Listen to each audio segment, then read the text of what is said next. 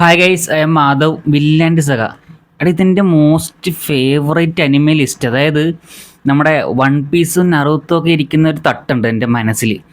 ആ തട്ടിൽ ഞാൻ വെച്ചിട്ടുള്ള രണ്ടേ രണ്ട് അനിമയുള്ളു. ഒന്ന് അറ്റാക്ക് ഓൺ ടൈറ്റൻ, രണ്ട് വില്ലാൻഡ് സഗ. എടാ, എന്ന് പറഞ്ഞാൽ ശരിക്കും ഒരു എന്താ പറയുക, ഒരു വല്ലാത്തൊരു ഫീലായിരുന്നു ഇത് കണ്ടിരുന്നപ്പോൾ.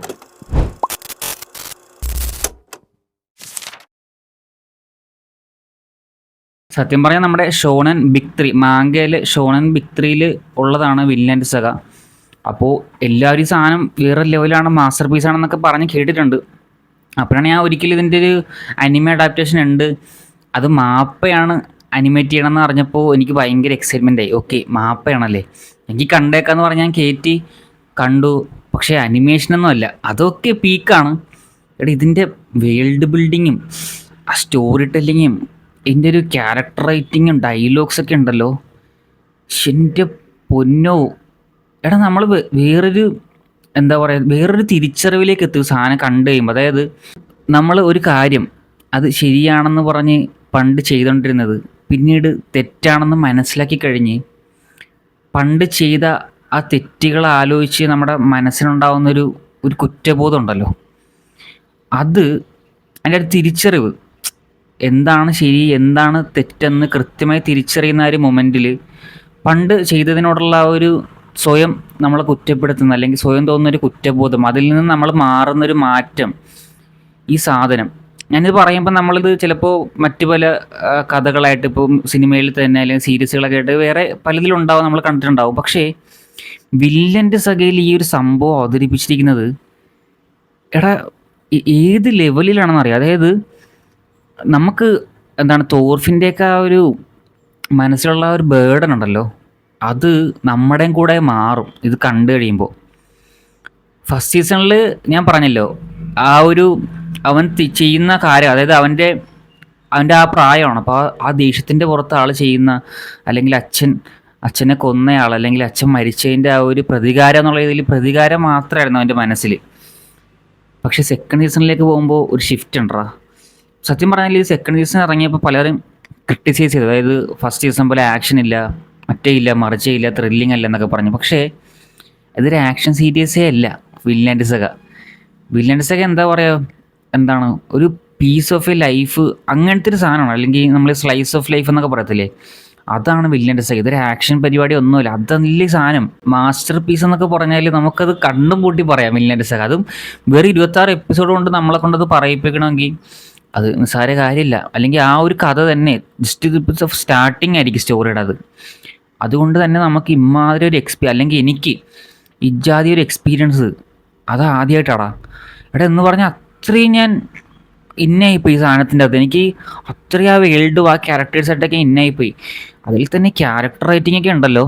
അതിൽ നമ്മുടെ തോട്ട്സ് ഉണ്ടല്ലോ, തോട്ട്സിൻ്റെ ക്യാരക്ടർ സംഭവം ശരിയാണ്, പുള്ളി മരിക്കുന്നുണ്ട്. പക്ഷേ മരിക്കുന്നുണ്ടെങ്കിലും ത്രൂ ഔട്ട് സീരീസിൻ്റെ എല്ലാ ഏരിയകളും പുള്ളിയുടെ ഒരു പ്രസൻസ് നമുക്ക് ഫീൽ ചെയ്യും.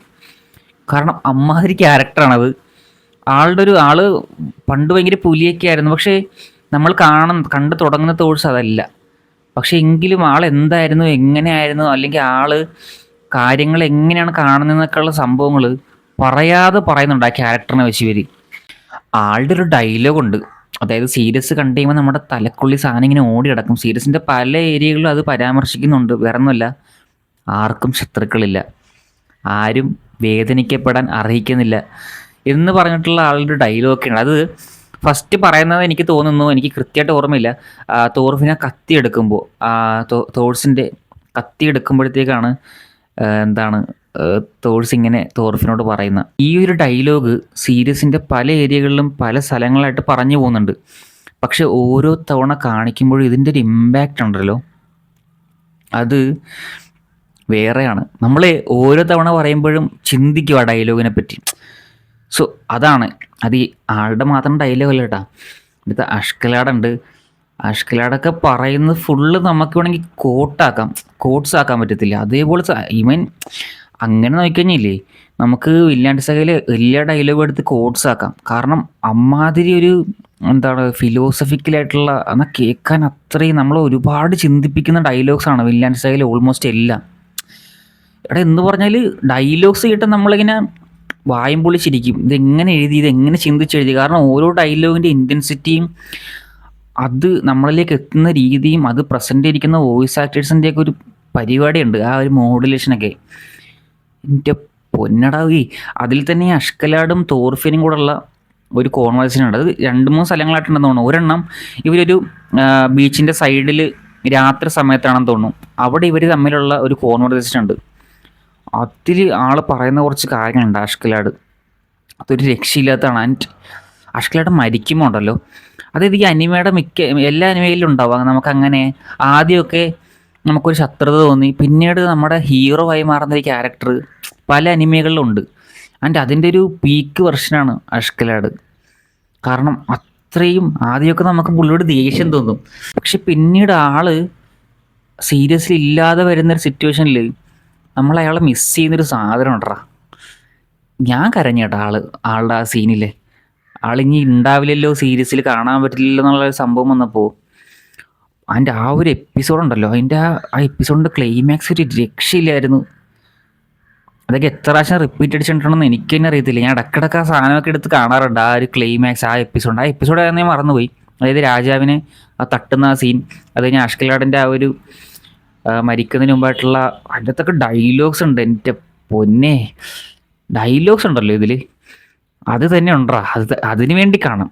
അതായത് നമുക്ക് കുറച്ച് ഫിലോസഫിക്കലായിട്ടുള്ള അല്ലെങ്കിൽ ചിന്തിപ്പിക്കാൻ പറ്റുന്ന നമ്മളെ ഡയലോഗ്സ് കൊണ്ട് രോമാഞ്ചം കൊള്ളിക്കണം എന്നൊക്കെ പറഞ്ഞാൽ അതിന് കാണാം വിൻലാൻഡ് സഗ. അതിനു വേണ്ടി മാത്രം കാണാം. കാരണം ഒമാതിരി ഡയലോഗ്സ് ഒക്കെയാണ് എഴുതി വെച്ചേക്കുന്നത്. ഡയലോഗ് മാത്രമല്ല, ആ ഡയലോഗ് അങ്ങനെ സെറ്റ് ചെയ്യാൻ വേണ്ടി ആ ക്യാരക്ടറൈസേഷനും റൈറ്റ് ചെയ്യണമല്ലോ. ആ ക്യാരക്ടർ റൈറ്റിങ്, ആ ക്യാരക്ടറിൻ്റെ ആർക്ക്, അത് ഓരോ ക്യാരക്ടറിൻ്റെ തോർഫിൻ്റെ ഒരു എന്താ പറയുക, ഒരു ഗ്രാജുവലി തോർഫിൻ മാറുന്നൊരു സംഭവമുണ്ട്. അതൊക്കെ നമുക്കങ്ങനെ ഗിമ്മിക്കായിട്ടൊന്നും ഫീൽ ചെയ്യത്തില്ല. അത് നമ്മൾ കൂടെ തോർഫിൻ്റെ കൂടെ അങ്ങ് മാറുന്ന പോലെ നമുക്ക് തോന്നും. കാരണം അത്രയും കൺവിൻസിങ് ആയിട്ടും അത്രയും ഹെവി ആയിട്ടാണ് ഈ സാധനം എഴുതി വെച്ചിരിക്കുന്നത്, അവതരിപ്പിച്ചിരിക്കുന്നത്.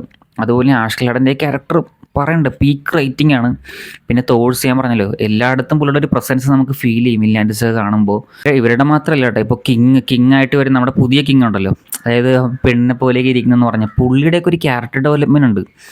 എൻ്റെ ആളുടെ ഒരു ഡയലോഗ് ഉണ്ട് കേട്ടോ, ആ ഒരു ബീച്ചിൽ എന്ന് പറയുന്നത്. അതായത് ദൈവത്തിൻ്റെ നിയമങ്ങൾക്ക് കീഴിൽ മനുഷ്യന് സന്തോഷം കണ്ടെത്താൻ കഴിയില്ല. ഭൂമിയിലൊരു സ്വർഗം പണിയുന്നത് ദൈവത്തിൻ്റെ നിയമങ്ങൾക്കെതിരാണ്. ഞാൻ എന്താ പറയുക, ഒരു മനുഷ്യരുടെ കൂട്ടത്തെ സൃഷ്ടിക്കും ദൈവത്തിനെതിരായിട്ടെന്നൊക്കെ പറഞ്ഞിട്ട് അങ്ങനത്തെ ഒരു ഡയലോഗൊക്കെ ഉണ്ട്. അതൊക്കെ ഉണ്ടല്ലോ, എത്ര തവണ കേട്ടാലും ഗൂസ് ബംസ് ആണ്. എടാ അങ്ങനെയൊക്കെ നോക്കിക്കഴിഞ്ഞാൽ എന്തായാലേ എല്ലാം കൊണ്ടും ഒരു പെർഫെക്റ്റ്. ഞാൻ ഇതുവരെ ഞാൻ പറഞ്ഞില്ലേ 26 എപ്പിസോഡ് ഞാൻ കണ്ടുള്ളൂ. ഈ 26 എപ്പിസോഡും പീക്ക് അനുഭവമായിരുന്നു. എന്ന് പറഞ്ഞാൽ ഒരു വല്ലാത്തൊരു എന്താ പറയുക, അങ്ങ് നമ്മൾ മാറുന്ന പോലെയൊക്കെ തോന്നും ഇത് കാണുമ്പോഴേ. നമ്മളും എന്താ പറയുക, നമ്മളെന്തെങ്കിലും തെറ്റുകളൊക്കെ ചെയ്തിട്ടുണ്ടെങ്കിൽ അത് പിന്നീട് നമ്മൾ തിരിച്ചറിയുന്ന ആ മൊമെൻ്റൊക്കെ നമ്മുടെ ലൈഫിലുണ്ടാവുമല്ലോ. അങ്ങനെയൊക്കെ നമുക്ക് വിൻലാൻഡ് സഗ കാണുമ്പോൾ നമ്മുടെ ഉള്ളിലുണ്ടാവും. കാരണം അത്രയും നമ്മളെ ഇൻഫ്ലുവൻസ് ചെയ്യുന്ന ഒരു എന്താ പറയുക, ഒരു ക്ലാസിക് മാസ്റ്റർ പീസാണ് ഈ സാധനം. ഞാൻ പറയില്ല, ഇത് ആക്ഷനും പരിപാടിയും ഒന്നും അല്ലടാ, ഇത് എന്താ പറയുക, ഒരു പ്യുവർ ക്ലാസിക് മാസ്റ്റർ പീസാണ്.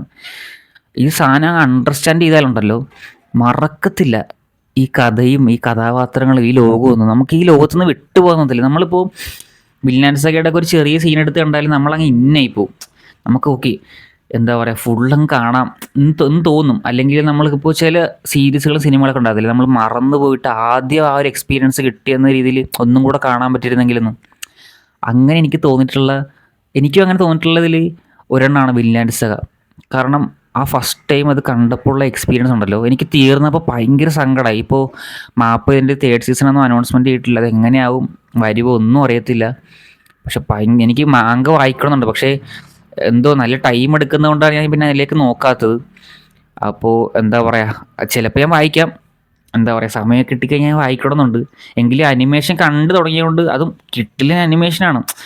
ഇതിൻ്റെ അകത്ത് ഹാൻഡ് ടു ഹാൻഡ് കോമ്പാക്റ്റ് ഒക്കെ ഉണ്ട് നമ്മുടെ, അതായത് തോർഫിനും പിന്നെ വേറൊരു പുള്ളി ഉണ്ടല്ലോ, പുള്ളിയുടെ തോർക്കലുമായിട്ടുള്ളൊരു ഫൈറ്റൊക്കെ ഉണ്ട്. ഒരു പാലത്തിൻ്റെയാണ്, അതോ ഒരു മതിലിൻ്റെ മേളിലൊക്കെ വെച്ച് അതൊക്കെ ചെയ്തിരിക്കുന്നത്. അതുപോലെ തന്നെ ഇതിൽ സ്നേക്കോ അങ്ങനെ എന്തോ ഒരു ആളുണ്ട്, പുള്ളിയും നമ്മുടെ വലിയ തോർഫിനുമായിട്ടുള്ള ഒരു സീനുണ്ട്.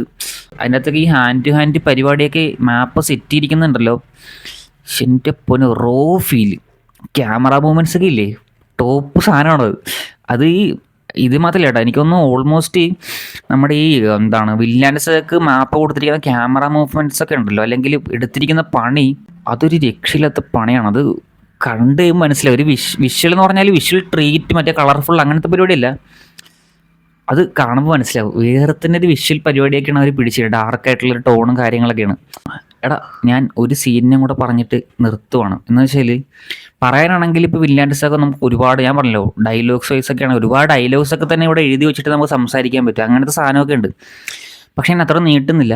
ഒരു സീനും കൂടെ ഞാൻ പറയാണ്. വേറെ ഒന്നുമില്ല സീന്, എനിക്ക് രോമാഞ്ചത്തിൻ്റെ ഒരു സെക്കൻഡ് സീസണിൽ രോമാഞ്ചത്തിൻ്റെയൊക്കെ ഒരു എന്ന് പറഞ്ഞാൽ നമുക്ക് ആ കാല് മുതൽ തല വരെ നമുക്കൊരു സംഭവം വരത്തില്ലേ ഇതിന് രോമാഞ്ചം വരുമ്പോൾ, അങ്ങനെ തന്നൊരു സീനുണ്ട്. അതായത് നമ്മുടെ ഈ തോർഫിൻ ആൾ കൊന്ന ആളുകളുടെയൊക്കെ ഒരു ഇമാജിൻ ചെയ്യുന്ന, അല്ലെങ്കിൽ അവരുടെ ഒരു സ്ഥലത്ത് ചെന്ന് വീഴുന്ന, അതായത് അവൻ കൊന്ന ആളുകളുടെ നരകത്തിലോ അല്ലെങ്കിൽ അങ്ങനത്തെ കൺസെപ്റ്റാണത്. അവിടെ വീഴുന്നൊരു സാധനമുണ്ട്. അവിടെ വീണ് കഴിയുമ്പോൾ നമ്മുടെ ആഷ്കലാട് വന്ന് ആൾക്ക് മോട്ടിവേഷൻ കൊടുത്തിട്ട് ഇവൻ ആ ഒരു ട്രോമയെന്ന്, അത് ജസ്റ്റ് ട്രോമയാണ്. അപ്പോൾ ആ ട്രോമയെ അവർ വിഷ്വലൈസ് ചെയ്യായിരിക്കും ഒരു നരകം പോലെ, ഒരു ഹെല്ല് പോലെ ക്രിയേറ്റ് ചെയ്തിട്ട് അതിൽ അവൻ കൊന്ന ആളുകൾ അവരുടെ കൂടെ അവനും വീഴുന്ന പോലെയൊക്കെ. പക്ഷെ നമ്മുടെ അണ്ണൻ വന്നിട്ട് ആളെ ആ നരകത്തിൽ നിന്ന് അല്ലെങ്കിൽ ആ ഹെല്ലിൽ നിന്ന് കയറ്റി വിടുന്നൊരു സാധനമുണ്ട്, അല്ലെങ്കിൽ ആ ഒരു ട്രോമയിൽ നിന്ന് അവനെ മാറ്റുന്നൊരു സാധനമുണ്ട് ആഷ്കലാട്. അതും ഈ പറഞ്ഞ പോലെ അല്ലേ, ഇമാജിനേഷൻ പോലെയാണ് കാണിക്കുന്നത്. പക്ഷെ ആ ഒരു സീനുണ്ടല്ലോ എൻ്റെ മോനെ, അവിടെ ഒരു ട്രാക്കുണ്ട്. ആ ട്രാക്ക് വില്ലാൻഡ്സയുടെ മെയിൻ തീമാണെന്ന് തോന്നണം. അയ്യോ എടാ എന്തുവാ അതൊക്കെ ഇല്ലേ, നമ്മൾ ഒരു 100 പ്രാവശ്യം കണ്ടാലും 101ാമത്തെ പ്രാവശ്യം അത് കാണുമ്പോഴേ രോമാഞ്ചം, മനസ്സിലായില്ലേ? അയ്യോ ആ സീനുണ്ടല്ലോ, എനിക്ക് ഡയലോഗൊന്നും കൃത്യമായിട്ട് ഓർമ്മയില്ല. എന്താണ് ജീവിക്കണമെന്നോ അങ്ങനെ എന്തൊക്കെയോ പറഞ്ഞിട്ട് ആള് തോർഫിനെ ആ ഒരു ട്രോമയിൽ നിന്ന് രക്ഷിക്കുന്ന, അല്ലെങ്കിൽ ആ ട്രോമയിൽ നിന്ന് അവനെ മാറ്റുന്നൊരു സാധനമുണ്ട്. അതൊരു രക്ഷയില്ലാത്ത പരിപാടിയാണ് ആ സീന്. ആ സീനൊരു 1.5 പീക്ക് സാധനമാണ്. സെക്കൻഡ് സീസണിലെ ഒരു ടോപ്പ് മൊമെൻ്റ് ആയിരുന്നു ആ ഒരു സീന്. കാരണം അമ്മാതിരി സാധനമുണ്ട് എന്ന് പറഞ്ഞാൽ ആ സ്ഥലത്തുള്ള ഡയലോഗ്സും ആ സീനിൻ്റെ ഒരു എലിവേഷൻ ഉണ്ട്. അത് പറഞ്ഞ് നമുക്ക് മനസ്സിലാക്കാൻ പറ്റത്തില്ല. അത് കണ്ടവരുണ്ടെങ്കിൽ നിങ്ങൾക്കത് മനസ്സിലാവും. അല്ലെങ്കിൽ കാണുമ്പോൾ ആ സീനൊക്കെ വേറെ തന്നെ ഒരു വൈബാണ്. പിന്നെ അഫ്കോഴ്സ് ഇതിൻ്റെ ടെക്നിക്കൽ സൈഡിൽ ഇപ്പോൾ അനിമേഷൻ മാത്രമല്ല, ഞാൻ പറഞ്ഞ പോലെ ഈ ട്രാക്കുകളൊക്കെ ഒരു രക്ഷയില്ല. എന്ന് പറഞ്ഞാൽ ഒമാതിരി ക്ലാസ് ആയിട്ടുള്ള ഒരു ട്രാക്കുകളുണ്ട് ഈ ഓർക്കസ്ട്രയിൽ തന്നെ. എനിക്കാണെങ്കിൽ ഓർക്കസ്ട്രൽ എന്ന് പറഞ്ഞാൽ ഭ്രാന്താണ്.